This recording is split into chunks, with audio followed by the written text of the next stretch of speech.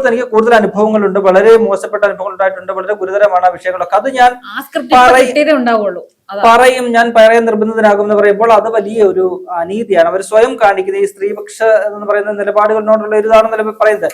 ആ നിലപാടിനോട് കാണിക്കുന്ന ഒരു അനീതിയാണെന്ന് നമുക്ക് പറയാൻ കഴിയും. കാരണം അവര് അങ്ങനെ വിഷയമുണ്ടെങ്കിൽ അവർ തുറന്നു പറയണം. ആ പേരുൾപ്പെടെ പറഞ്ഞുകൊണ്ട് തുറന്നു പറയുകയാണ് വേണ്ടത്. ഇനിയും അവര് ഞാൻ പേര് പറയാതെയാണ് പറഞ്ഞതെന്ന് പറഞ്ഞിട്ട് വീണ്ടും ഇനി ഉണ്ടെന്ന് പറയുമ്പോൾ അവർ ആ പേര് ആരാണ് വ്യക്തി എന്നുള്ളത് പൊതുസമൂഹത്തിന് മുന്നിൽ പറഞ്ഞുകൊണ്ട് കൂടുതൽ അനുഭവങ്ങൾ അവർക്ക് ഉണ്ടായിട്ടുള്ളതാണെങ്കിലും അല്ലെങ്കിൽ അവർക്ക് നേരിട്ടറിയാവുന്നതായിട്ടുള്ള വിഷയങ്ങളുണ്ടെങ്കിൽ അവർ പറയുകയാണ് വേണ്ടത്. പറഞ്ഞ് നിയമപരമായ നടപടിയിലേക്ക് പോട്ടെ. അല്ലാതെ ആരെയാണ് ഇവർ ഭീഷണിപ്പെടുത്തുന്നത്? അതായത് മിഥുൻ പറഞ്ഞതുപോലെ ഇപ്പൊ സ്ത്രീകൾക്ക് അനുകൂലമായ നിയമമാണുള്ളത്.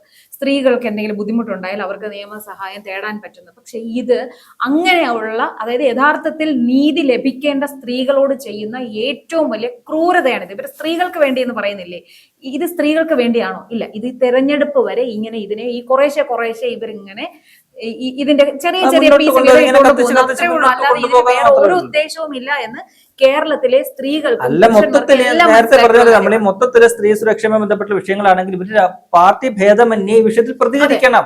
തങ്ങളുടെ പാർട്ടിക്കാര് പ്രതികളായിട്ടുള്ള സ്ത്രീകൾക്കെതിരെ അങ്ങേയറ്റ പ്രതിഷേധപരമായ പരാമർശങ്ങൾ നടത്തിയിട്ടുള്ള നമുക്കറിയാമല്ലോ, അന്തരിച്ചുപോയ മുൻ മുഖ്യമന്ത്രി വി എസ് അച്യുതാനന്ദൻ ഉൾപ്പെടെ ഇങ്ങോട്ട് നോക്കിക്കഴിഞ്ഞാൽ ഇപ്പൊ ജീവിച്ചിരിക്കുന്ന എം മണി ആണെങ്കിലും എ വിജയരാഘവൻ ആണെങ്കിലും അങ്ങനെയുള്ള ഒരുപാട് മുതിർന്ന ദേശീയ തലത്തിൽ അറിയപ്പെടുന്ന നേതാക്കൾ ഉൾപ്പെടെയുള്ളവർ സ്ത്രീ വിരുദ്ധമായിട്ടുള്ള പ്രസ്താവനകള് പരാമർശങ്ങളെല്ലാം നടത്തിയിട്ടുള്ളവരുണ്ട്. ഒപ്പം തന്നെ ഈ പറഞ്ഞ പോലെ ആ പീഡന കേസുകളിൽ ഇന്നിപ്പം പറഞ്ഞ പോക്സോ കേസ് ഉൾപ്പെടെയുള്ള കേസുകളിൽ പ്രതികളായിട്ടുള്ള ഇഷ്ടം പോലെ നേതാക്കളുണ്ട്.